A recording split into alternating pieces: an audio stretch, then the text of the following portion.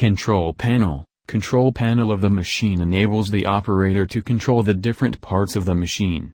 It includes different buttons for controlling the axes, switching of modes and execution of programs.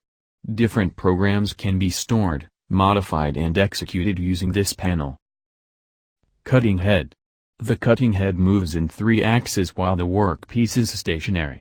It consists of the focusing lens and supplies cutting gas. The focus is adjusted based on the thickness of the workpiece.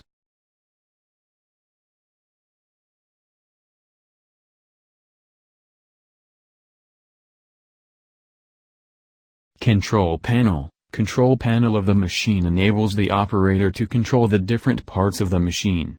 It includes different buttons for controlling the axes, switching of modes and execution of programs. Different programs can be stored, modified and executed using this panel.